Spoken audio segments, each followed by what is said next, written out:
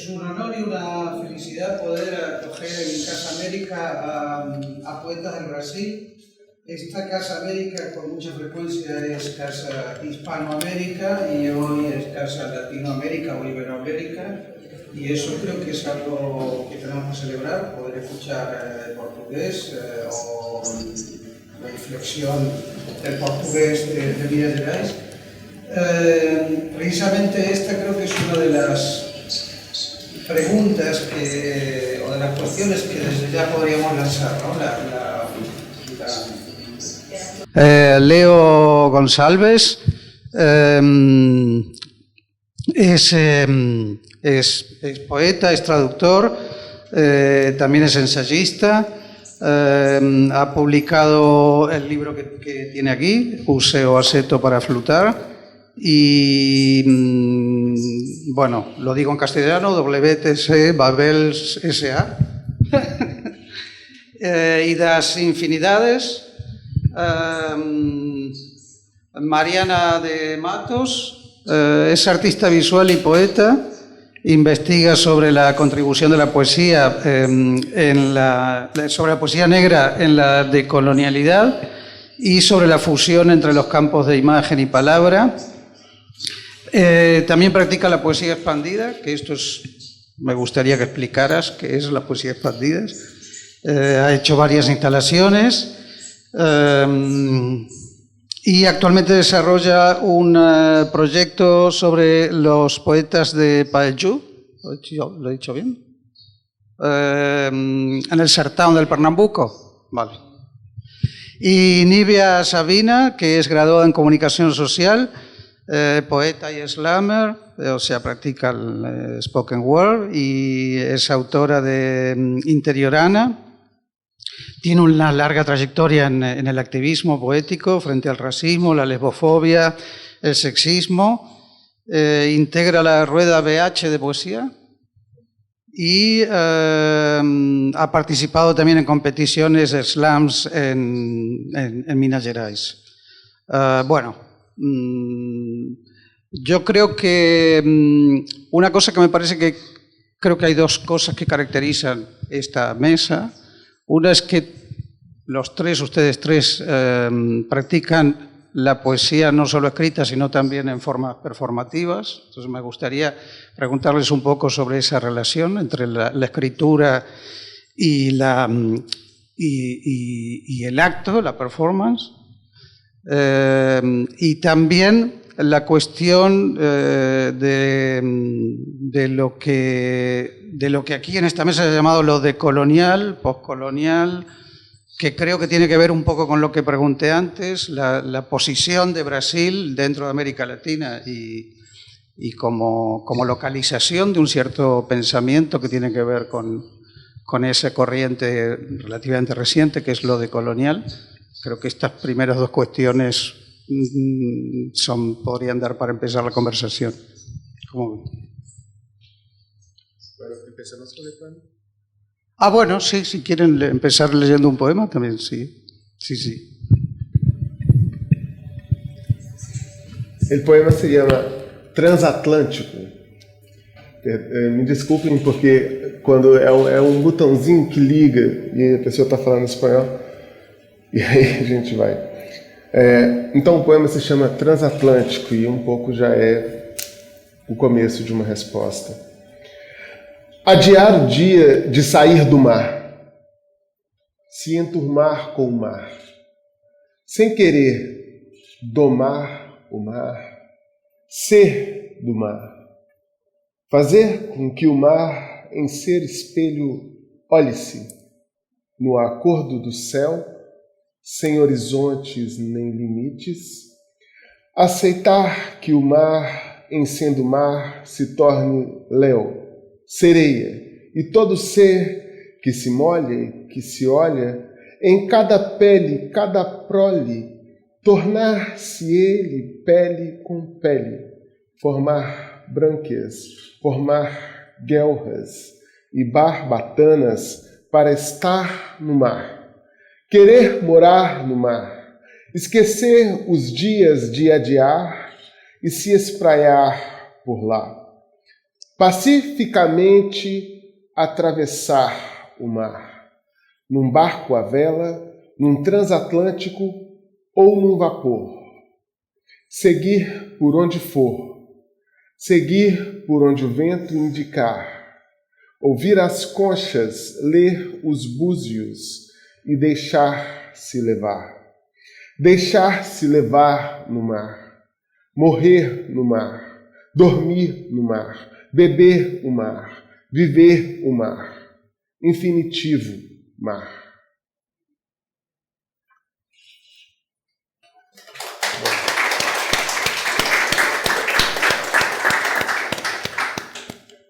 E a resposta sobre a questão colonial, para mim, ela passa justamente sobre esse aspecto do Atlântico. É engraçado hoje ter feito essa travessia aqui rumo à Europa, nessa semana, num avião que saiu para uma empresa chamada Ibéria, e o avião mais gigantesco de todos que existe, né? Eu comentei várias vezes, estamos dentro de um transatlântico. Hoje em dia o transatlântico voa, mas os transatlânticos inicialmente atravessavam com pessoas negras para dentro da América Latina e do Brasil.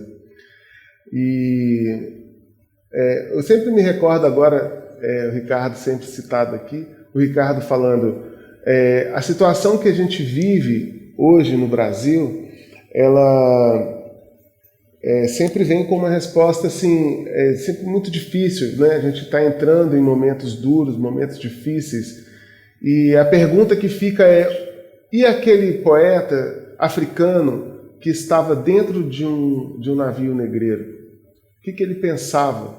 Como ele ia fazer para viver dentro daquela nova situação que estava se configurando?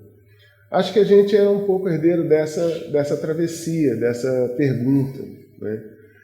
Acho que o que nós vivemos dentro da cultura brasileira hoje, e que talvez venha um pouco em direção a essa pergunta, por que o Brasil é um país tão ilhado dentro do contexto da América Latina, eu acho que cabe também perguntar por que o Brasil escolheu ser ilhado. Né? Não se trata justamente, simplesmente, de uma questão linguística ou de uma questão cultural. Poderíamos estar em diálogo constante com os demais países, mas a questão é que nós temos uma estrutura social fundada no escravismo, fundada na escravidão.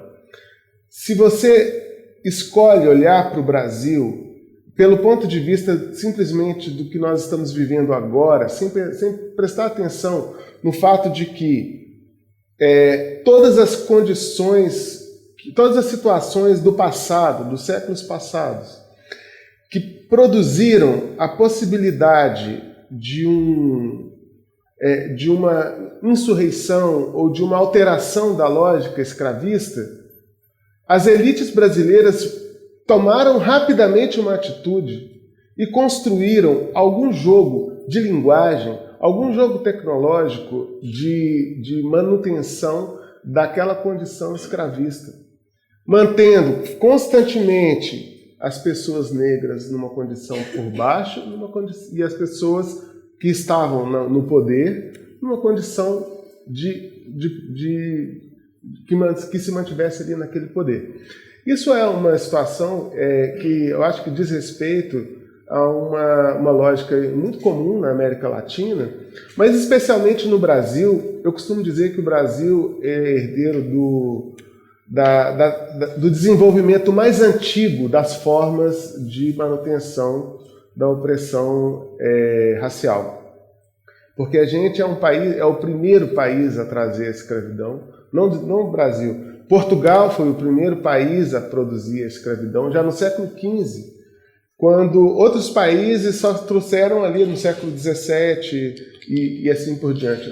A tecnologia discursiva já estava ali. O que acontece hoje é que toda vez que a gente vai discutir as questões sobre a colonialidade, existe uma tentativa de pular a questão racial. Mas a questão racial, ela também é produtora de linguagem. ela é justamente uma estruturação que faz com que as coisas sejam de um jeito que a gente não consegue alterá-la. Isso no Brasil. Um exemplo mais claro para a gente falar, para não ficar só no abstrato, é o caso da revolta do Haiti, que aconteceu no final do século XVIII, em 1792 em diante, quando os haitianos brancos fizeram uma pequena tentativa de dar o golpe e tomar o poder sobre a ilha. Só que algumas pessoas não gostaram da proposta e foram contra os brancos. Acontece que, além disso, dentro da estrutura da ilha do Haiti, existia uma outra classe que estava surgindo, que era a classe dos filhos desses brancos com as mulheres negras, e que eles deram o nome de mulatos. Esses tentaram, por sua vez, fazer uma revolta. E não conseguiram. Porque quando a revolta deles começava a surgir, vieram aqueles que tinham sido escravos, estavam se organizando há muito mais tempo, e passaram por cima de todo mundo e deram um golpe. E venceram, e passaram anos ali numa luta muito inteligente, muito revolucionária, que fez com que o país fosse o primeiro país fora dos Estados Unidos a se tornar uma independência nas Américas. O que aconteceu no Brasil sobre o Haiti? Toda e qualquer menção ao Haiti foi profundamente censurada, abolida, indiscutida. Não se falava nisso, porque havia um medo da haitianização do Brasil. Então, os outros casos, os outros países da América Latina, também têm essa dificuldade de se interpenetrar dentro do Brasil, porque havia sempre esse medo de desestruturação. Sempre houve um medo das elites, né? Dessas elites brancas, essas elites que fundavam ali essa cultura da colonização, que tentavam impedir a situação, né? Da entrada de outras linguagens e de outras propostas. Porque o que acontece quando dentro da linguagem? Acontece um vazamento. E os vazamentos são um perigo. Sempre um perigo. Eu vou usar sua tecnologia aqui para responder essa pergunta que não tem resposta absolutamente, né? Mas que eu acho sempre muito complexo falar sobre esse assunto que é a colonialidade, entendendo que a gente tem que fazer uma escolha, uma mirada, como situar, se na temporalidade, se na sobra da colonização, ou a partir de qual olhar a gente vai fazer, né? A gente vai perceber do que se trata. Mas, de qualquer forma, eu acho que o Brasil, como qualquer outro território, tem suas particularidades em relação ao evento da colonização, e acho que tem também a sua forma de não ter aprendido com certas lições históricas também, assim, sabe? Então, acho que a gente pode observar dentro da história da humanidade que nós temos coisas em comum com outros territórios, com outras culturas, e coisas que são, enfim, dissidentes, né? Então, tem povos que se dedicam a fabricar tecnologias de morte e tem povos que se dedicam em cuidar da manutenção da vida. Infelizmente, o Brasil tem um certo encanto com esse vocabulário de domínio, né? Você tem um certo fascínio pela disputa do poder. Então, admira outras potências que querem recolonizar, neocolonizar outros lugares. Então, a gente vem desse lugar que admira mais isso do que a nossa própria tecnologia de manutenção da vida, assim. Então, eu queria ler um poema que fala também sobre isso para dar minha contribuição a essa questão aqui. Ele se chama Fundamento. Antes de cruzarem as fronteiras da nossa humanidade, antes do desejo de nos esmagarem com o peso monolítico dos seus costumes e sistemas de pensamento, antes da súbita invenção de normas e modelos, antes da produção e aprimoramento das técnicas de gerenciamento de medo, nascemos. Embora contraiam pátria e língua, assim como empunham facas e táticas, embora construam obstáculos em caminhos estreitos que nos querem arquipélagos, embora mantenham corações apegados a órgãos que produzem pirâmides das diferenças, e por audácia, mesmo embora deteriorem as pontes que nos ligam ao nosso direito à existência, nós nascemos. Mesmo que supostamente frágeis, afirmem-se no delírio colonial da universalidade, e mesmo que estrategicamente violentos se apoiem na escrita e em outros projetos de esquecimento, nos resta sensibilidade, vozes e gestos. Ainda que não saibam, mas nos digam sinto muito, existimos antes de não terem tempo para outras configurações de mundo.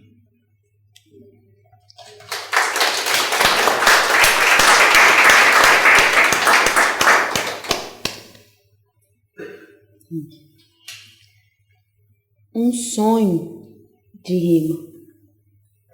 Vim à força, ceder na força, num grande esforço por sobreviver.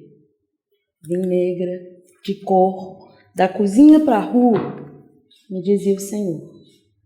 Vi meu ventre, que nunca foi livre, gestar filhos em meio à dor. Ecoei o meu canto, fiz mandinga, em danças de roda, lancei a minha sorte, diante da ignorância de quem se fazia forte. Azar ou sorte? Quisera uma primavera de flores, mulheres negras a brotar na janela, de quem nunca me tomará como bela. Sou eu, crioula, neguinha, donzela, milhares de mim pelos aglomerados, iluminando as favelas. Construo identidade com base na minha vontade. Resistência fortificada em vivência. O sonho é rimar negro sem dor ou qualquer que seja a violência.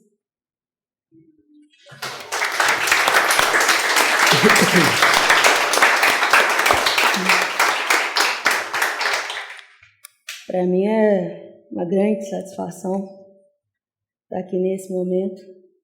E quando você me pergunta essa relação de colonialidade com a performance da palavra, essa poesia que eu venho criando uma relação que para mim é sobre viver, é sobre existir e é o que permanece, né? O que não passa. Essa relação ela tá toda misturada. Eu sou fruto de um sarau de periferia de Belo Horizonte, na região do Barreiro, região periférica, bem distante do centro da cidade, maior região da cidade e a maior concentração também de pessoas pretas. Eu moro em Nova Lima, região metropolitana de Belo Horizonte, cerca de 50, 60 quilômetros para chegar no sarau, e eu vou a pé, vou na fé, eu vou de busão, de ônibus. A gente demora aí cerca de 1h30, 2, até 3 para chegar. Talvez não volte, porque o transporte público no meu país é super sucateado. Então, quando eu penso em performar a palavra, eu penso primeiro nesse corpo que é político, que quer garantir o direito de ir e vir, de fazer, né? De elaborar, de pensar, de beber da arte. Às vezes esse trajeto é muito no desejo de ir no caminho, querer também encontrar a poesia, deixar a poesia. Eu publico pela primeira vez pela Boca, lá na 2010, e venho caminhando com essa poesia, com essa literatura que é feita pela Boca. Num segundo momento, eu passo a publicar nos muros da cidade, demarcando território e dialogando com as pessoas. A rua é viva e essa conversa ela é direta. Quase sempre eu deixo um texto. Quando eu volto, esse texto ele já tem um outro elemento, uma imagem, uma exclamação que seja, uma vírgula. Eu acho que é um movimento muito esse de tirar muitos pontos que foram colocados nas nossas histórias, colocar uma vírgula, uma reticência, acrescentar palavras, acrescentar a minha percepção e principalmente a subjetividade, né? A poesia é o lugar do possível, do lúdico, e é onde eu tenho conseguido existir. Então eu penso muito que, paralelamente, essa passagem poética passa por uma passagem também de existir, de querer encontrar poetas como eu, num país que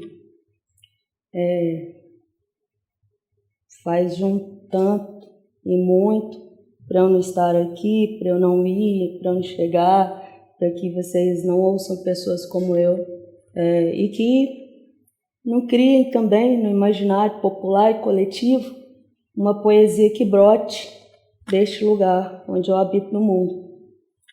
Então, eu sou parte dessa mistura que está ali no movimento social, pensando muito na maneira de encontrar com as pessoas, de que a gente possa se olhar, que a gente consiga conversar e que talvez a partir daí a gente consiga modificar algo. Não tenho qualquer pretensão, mas eu acho que é algo que pertence ao sujeito quando volta para casa, que eu espero que volte pensando, volte às vezes querendo me ler ou ler o mundo com outros olhares, né?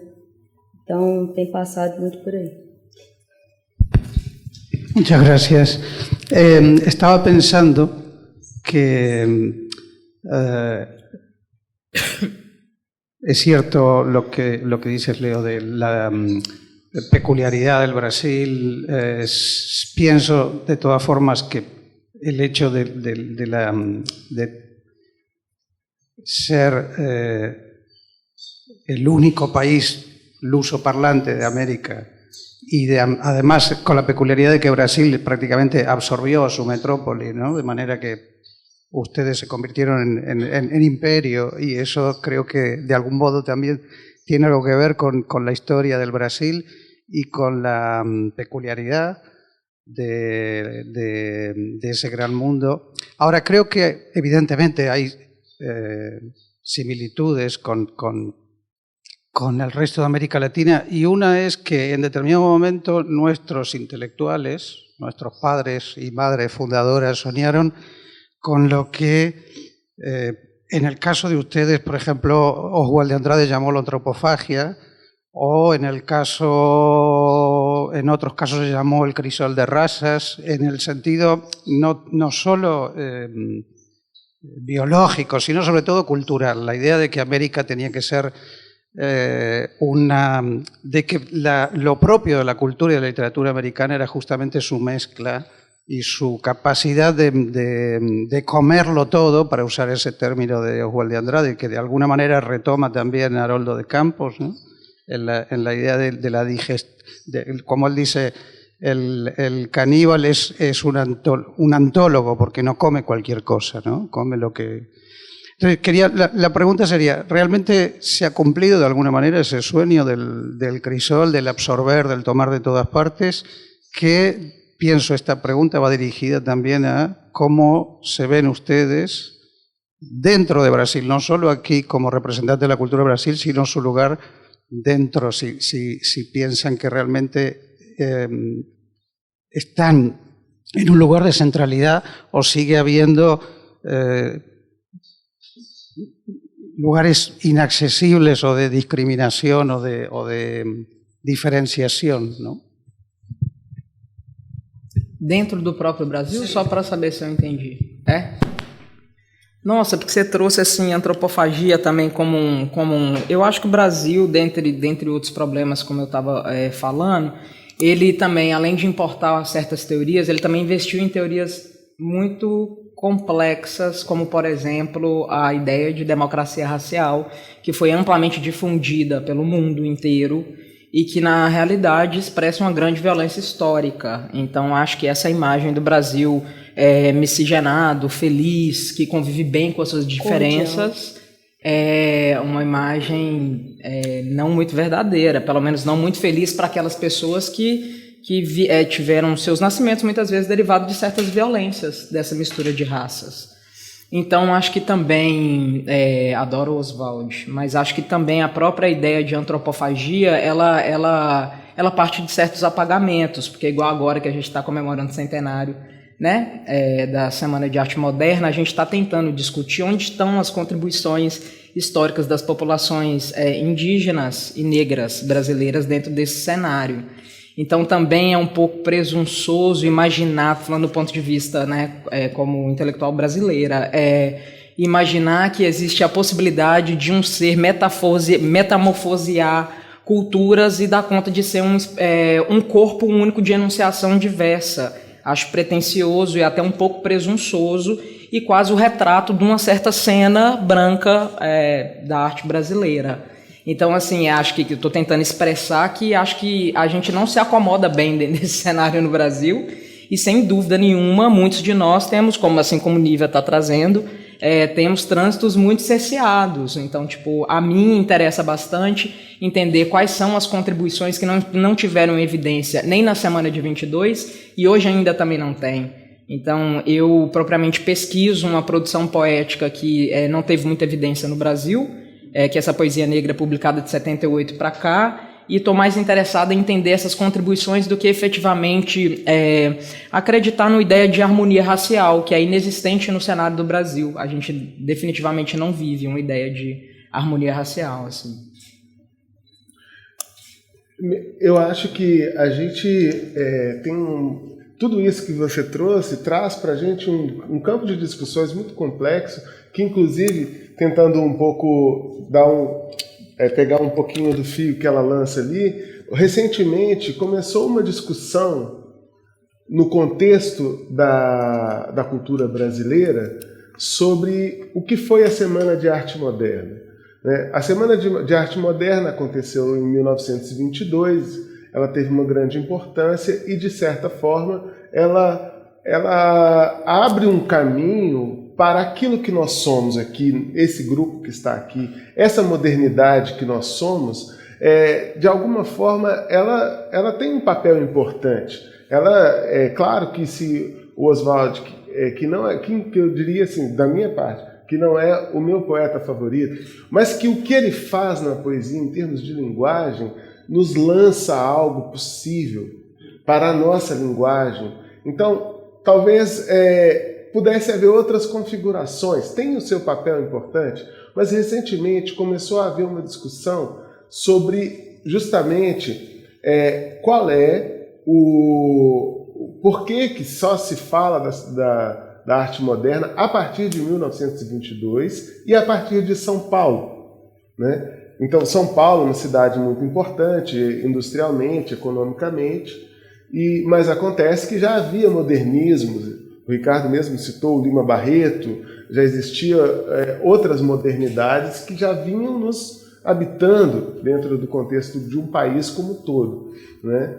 Agora, o que eu sempre penso quando a gente fala da literatura produzida no Brasil é que, se você for olhar com um olho atento, digamos aí que 80% do que se produz até o começo do século XX no Brasil, ou pelo menos que a gente tem guardado assim, esse é o poeta do século XIX, digamos assim, você tem um homem com muito dinheiro, branco, obviamente, com escravos, inclusive, com poder. Essa é a configuração do artista até o começo do século XX. O Oswald de Andrade era de uma família cafeeira, né? Nada disso assim, vai nos tirar a importância do Oswald de Andrade para nós. Mas, digamos aí, ele era de uma família cafeeira. Quando ele vem com o assunto da antropofagia, ele vem também com um assunto que estava em voga em plenas primeiras décadas do século XX, em todo o mundo, digamos assim, todo mundo que se modernizava, né? que no fundo, na verdade, é só Paris, só Europa e Estados Unidos e a América Latina tentando correr atrás. O que acontecia nesse período pouco contado hoje, porque eu acho que aconteceu um problema, uma falha na memória das pessoas, aqui na Europa especialmente, de que havia um negócio chamado zoológicos humanos. Hoje chamamos assim, expunha-se pessoas em locais, em parques, todo ano, o ano inteiro, em Paris, em Berlim, no interior da França, aqui provavelmente na Espanha, houve exposições coloniais desse gênero no Brasil, organizado pelo Império, no Jardim Botânico. Havia uma discussão sobre o antropófago como algo de um fetiche, uma grande paixão pelo diferente que era o antropófago. Uma pessoa negra que participasse de um evento, como era o caso daquele palhaço Chocolate, que participasse de um festival de circo, ele era fantasiado de antropófago e corria atrás das pessoas com alegria, as pessoas riam, né?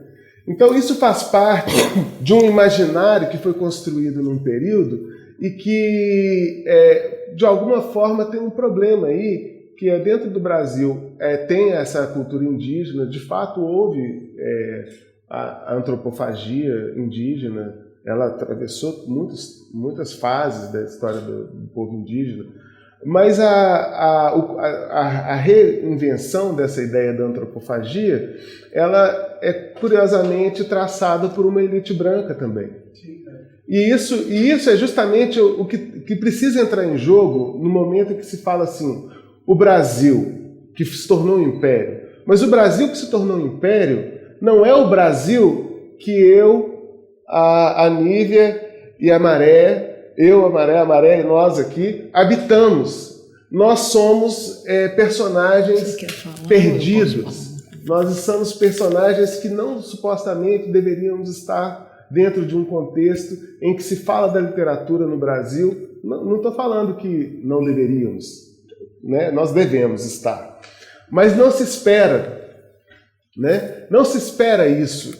Espera-se que a cultura do Brasil continue a ser ditada por uma elite que cria no país uma espécie de devir branco. Como se não importa quem é que faz, são pessoas que produzem para o país um devir branco, um devir que a gente quer ser europeu para sempre, né? Então, quando você tem pessoas como a gente, que já tem um referencial mais africano, um referencial de outros ambientes, e referencial propriamente brasileiro e latino-americano, isso já é uma alteração. Bueno, nosotros estamos muy interesados por lo que ustedes hacen, por eso claro. Estamos encantados de tenerlos aquí. Lo que pasa es que es verdad lo que dices, y de hecho en la famosa frase también de to be or not to be, que es muy graciosa porque él toma el tupí, el guaraní, y lo funde con Shakespeare, que sería un caso de antropofagia, pero también se está apropiando, digamos, de esa cultura indígena o aborigen sin darle realmente la voz. Entonces, un poco, claro, creo que la cuestión de lo decolonial, que por otra parte no lo planteé yo, venía, digamos, en la mesa, creo que tiene que ver justamente con la interrogación acerca de fracasadas, por así decir, las superestructuras ideológicas universales al estilo marxista, ¿no? El rico, el pobre, etcétera, plantear una episteme localizada en lo que es, digamos, la configuración cultural del Brasil, con todos los problemas que vos estás diciendo y que tienen que ver, y eso creo que es lo que nos interesa a nosotros, a mí por lo menos, lo que ustedes hablen, que es eso como lugar de escritura y como posibilidad de intervención, porque nuestra poesía, la poesía latinoamericana, vos justamente me mostraste ese libro que tradujiste de Juan Gelman. Claro, la poesía latinoamericana tiene una historia larga de momentos en los que ha intentado intervenir sobre lo político, podríamos decir, ¿no? Entonces, en este momento en Brasil existe por parte de ustedes, existe esa posibilidad. Además, la voluntad, la poesía puede servir como instrumento de intervención en el campo político. Eu acredito que tem sido, né, parte também, uma ferramenta possível. Quando eu digo que eu sou cria de um sarau de periferia, que eu sou fruto do movimento social da cidade de Belo Horizonte, quando as pessoas se juntam e acreditam que é possível, no espaço que elas têm, modificar a realidade daquele bairro, daquela rua e da vida das pessoas através da vivência artística e principalmente também da educação popular. Eu integro uma rede de garantia de direitos das juventudes, que é o Fórum das Juventudes da Grande BH. Chego lá em 2012 e a gente começa a fazer um movimento com as juventudes que as juventudes ocupam a cidade. E a ideia é que no nosso local de viver, que a gente consiga acessar arte, cultura, educação, uma biblioteca comunitária, assim como no centro da cidade. Então a gente diz muito que o centro tem seu momento, mas eu prefiro a borda, eu prefiro a periferia, onde a arte nasce, e Belo Horizonte bebe muito dessa arte periférica que visita o centro e gera-se uma impressão, às vezes, de que essa arte está brotando ali no centro urbano, mas é sempre esse movimento que é pendular, que é uma baldeação, que vem de longe e que caminha muito para chegar e que paga para chegar e que às vezes é interrompida no caminho. As juventudes muito têm que dar um pulão, porque no meu país o transporte público, além de não acessível, ele é caríssimo. E num país em que a gente, felizmente, nesse momento volta para a linha da miséria, tem que calcular se você vai comer, se você vai alimentar quem está no seu raio de aproximação, ou se você vai pagar para ir, para possibilitar o encontro, né? Então, dessa movimentação, a gente, movimento do hip hop, as culturas urbanas, elas se encontram. E os ativistas de direitos humanos, eu moro num país, que é o Brasil, que mais mata ativistas de direitos humanos no mundo. E a gente é parte de uma movimentação coletiva que elegeu governos populares há alguns anos atrás, inclusive o mesmo movimento que trouxe para institucionalidade figuras como Marielle Franco, Áurea Carolina, que estava ali nas batalhas de poesia, de hip hop, enfim, elegemos deputados federais, vereadores, enfim. Então, eu acho que é isso, as coisas elas vão sempre no movimento de pessoas, onde tem uma pessoa movimentando, essa política ela extrapola e consegue construir e ruir principalmente no meu país com o mito da democracia racial, com o mito da meritocracia, com o mito de que o brasileiro é cordial e eu acho que levantar um pouco um tapete, deixar que a poeira, que a sujeira, que não fique somente numa população, num país tão misturado, que as pessoas consigam perceber o quanto fede no seu vizinho, e que esse cheiro vai chegar na casa de todo mundo, esse cheiro ruim, vai fazer com que a gente não consiga respirar. Então, esse incômodo faz com que pessoas se coloquem, se levantem, e esse grito, muitas vezes, ele precisa ser elaborado. Eu tenho feito um esforço enorme para não devolver toda a raiva, toda a ira, toda a revolta, da mesma maneira como eu recebo no meu cotidiano, no meu dia a dia. Então, eu tento dar uma elaborada, como que eu trago as pessoas para próximo e não que elas experimentem da mesma repulsão. E vem sendo assim, sabe? Eu acho que é muito por aí. Esses movimentos é o que tem brotado no país. O Brasil, ele é um celeiro, né, de artistas. Esses artistas, suas obras, elas vão dizer do nosso país, vão dizer do nosso tempo.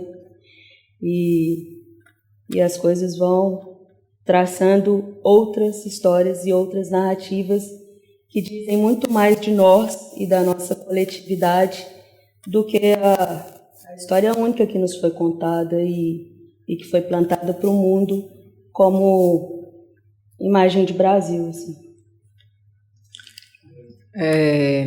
Eu queria retomar só um pouquinho, porque você falou, né, do decolonial ali e tudo mais, a gente falou da semana de 22 e tudo mais. Quando a gente fala sobre decolonial, que é uma coisa que tá super na moda, né? Eu fico brincando, parece o novo tempero da Índia, né? Essa teoria nova, mas ela é velhíssima, na verdade, né? E, assim, a gente fala sobre um desfazimento dos pressupostos da colonização, né? Que colonialidade está atrelado à ideia de modernidade, inclusive, né? Então, existe um paradigma de civilização quando você vai para uma mirada colonial como essa. Então, eu acho que, se você pensar, assim, o primeiro movimento que é feito para subjugar um povo negro, que é estabelecer uma linha no qual você situa pessoas que estão dentro da linha da humanidade, abaixo da linha da humanidade, que é o primeiro movimento do domínio, né, da escravidão, eu gosto de pensar nisso relacionado ao que o Aleixo trouxe do direito à literatura, porque a sensibilidade é o que informa a nossa humanidade. Então, assim, as pessoas elas fazem o quê? Elas batem em cachorro porque elas acham que cachorro não tem emoção. Não é sensível, não vai sentir, não vai reclamar, não tem dor. Então, você violenta tudo aquilo que você não admite a humanidade daquilo. Então, por outro lado, eu penso na contribuição da poesia para informar essa perspectiva decolonial, porque eu acredito que a nossa sensibilidade histórica é em si teoria decolonial. Então, assim, se eu fosse, sei lá, tivesse poder de determinar uma programação de TV, eu ia fazer a cada 5 segundos um poeta negro falando uma poesia, entendeu?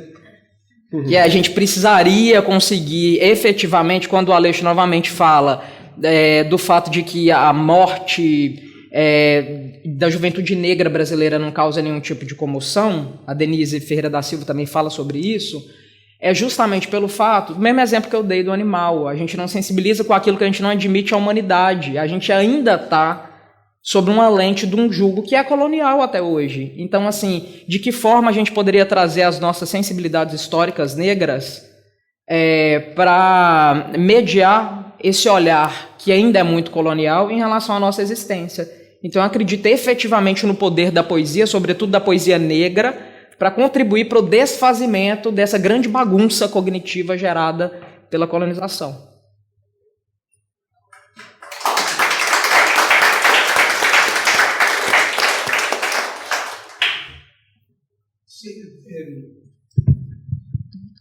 Tengo la impresión, esto sería por mi parte la última pregunta porque no quiero que nos alarguemos mucho más. Tengo la impresión de que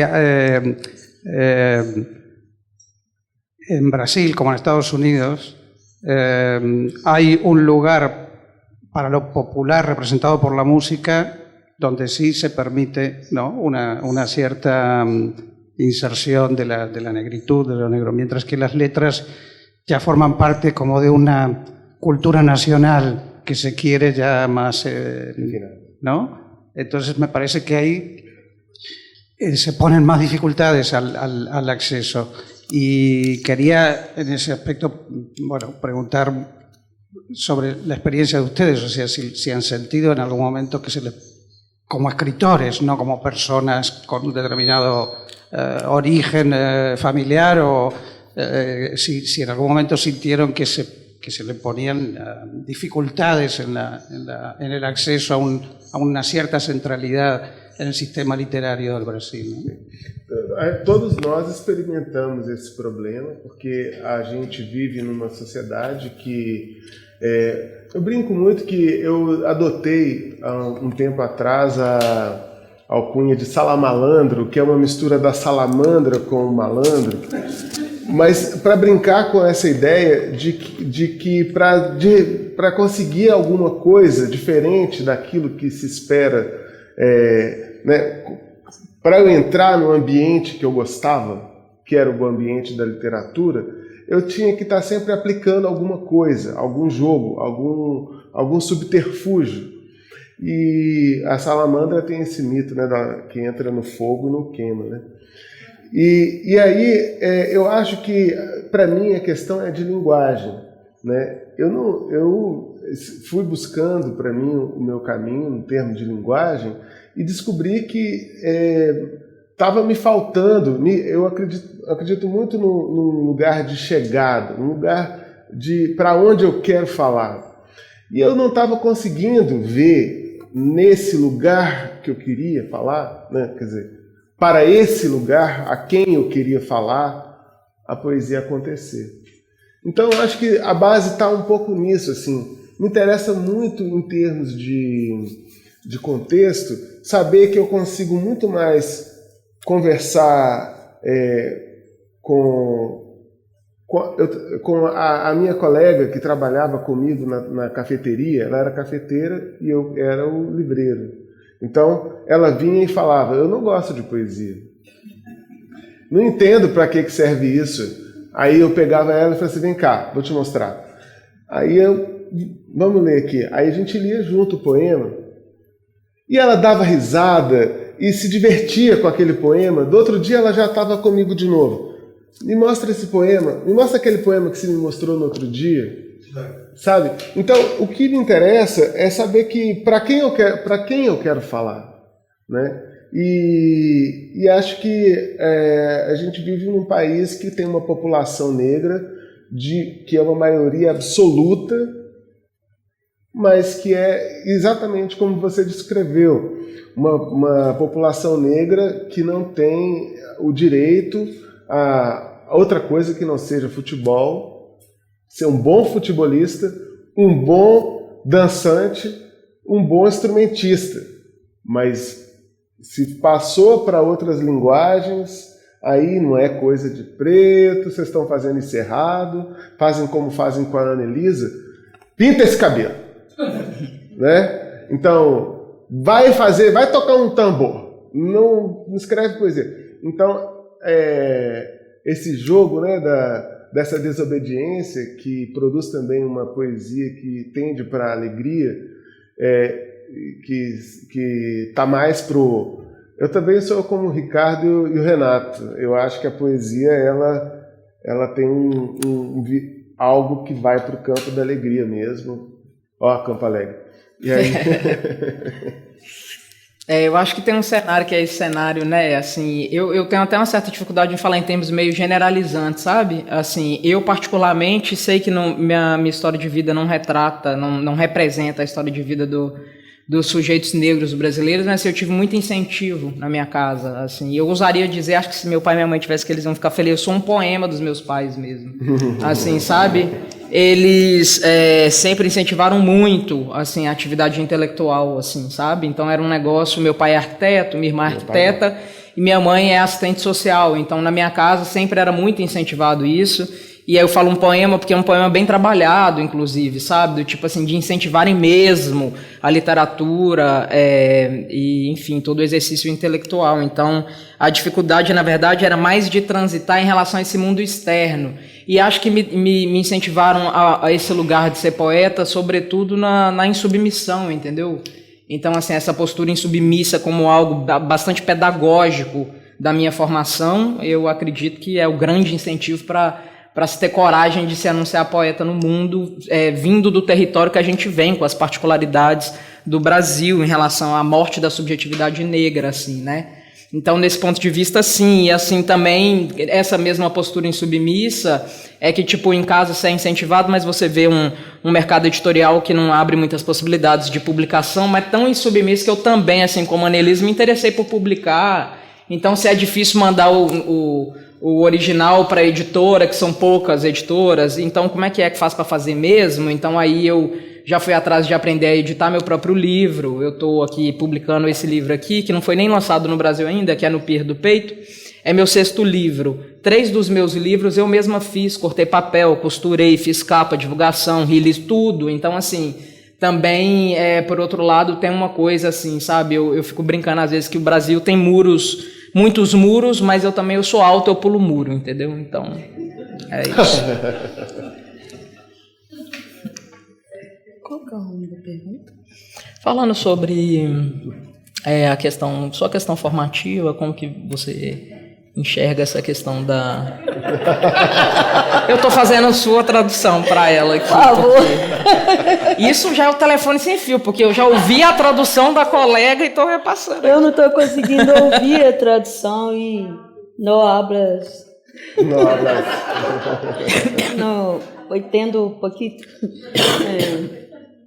da minha formação, né, da coisa da poesia, como que eu percebo, é isso? Como que foi assim? Será que alguém quer contribuir com essa forma? Porque senão vai que eu faço... Acho que eu vou fazer a última pergunta. Eu quero. Deixa ela falar.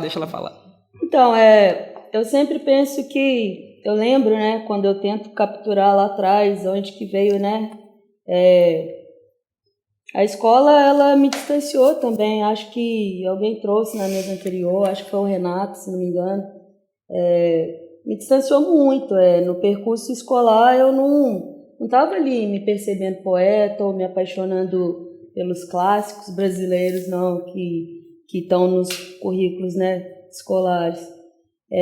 Mas em casa, desde a infância, eu sou a filha terceira de 4, né?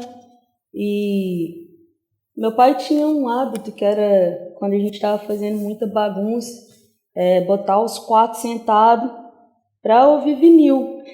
E ele tinha um acervo enorme de música popular brasileira e principalmente de negros, né, fazendo música no Brasil. E eu lembro dessa imagem e do quanto que eu gostava de ler vinil.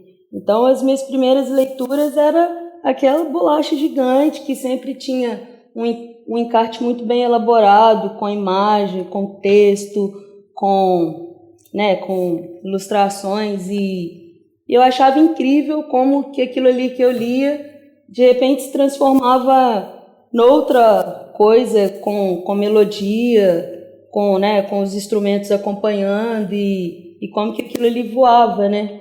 E meu pai também, ele era um boêmio, tocava violão, então em casa sempre tinha muita roda de música, né? As chamadas serenatas.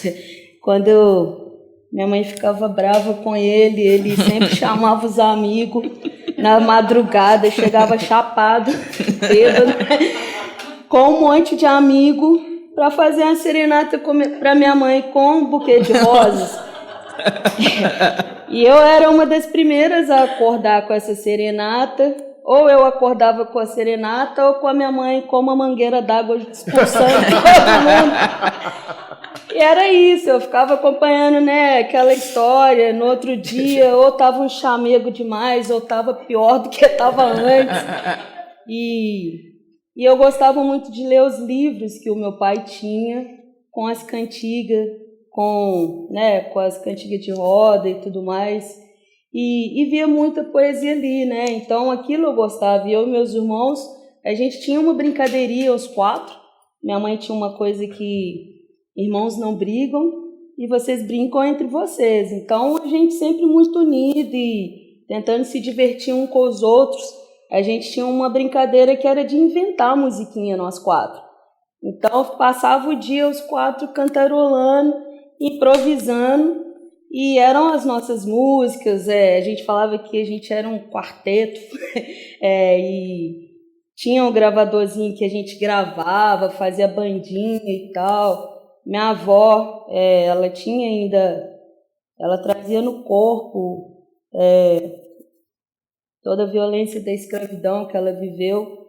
Ela era uma mulher negra surda e ela murmurava um sussurro. Ela morava na parte de baixo da minha casa, e toda vez que a minha avó ia lá em casa, eu sabia que ela estava chegando, porque eu ouvia aquele sussurro, aquele gemido, durante o trajeto da casa dela até na minha casa, e que era muito melódico, e que para mim era uma cantoria. ela nunca soube o meu nome, né? Eu sou prematura, eu nasci bem pequenininha, de 6 meses, e aí ela me chamava de Pitito. E é isso, ela rainha de Congado, de Marujada, então a gente sempre viajava para esses festejos, cortejo em casa. Então eu vejo a poesia muito nesses momentos, assim, bloco de carnaval também. Meu pai tinha os originais da cana. No Brasil a gente tem um artista que é o Mussum, que além de um multiartista, um pensador incrível do nosso tempo aí no Brasil. E o meu pai, eles tinham os originais do samba, então meu pai e os amigos tinham os originais da cana. E era esse universo que eu vivia e eu percebo essa presença muito na minha poesia. Quando eu falo que eu publico pela boca, é porque o texto ele é pensado para ser dito. Quando eu estou escrevendo, me interessa mais a maneira como ele vai habitar o meu corpo, a minha fala, a sonoridade, muito mais do que como ele vai morar no papel. Às vezes esse pensamento ele é posterior. Eu fui publicar com quase 8 anos de caminhada já. Então foi de olhar para aqueles textos e fazer uma seleção de como que eles caberiam numa plataforma que é outra. E principalmente numa plataforma que poucos no meu país acessam.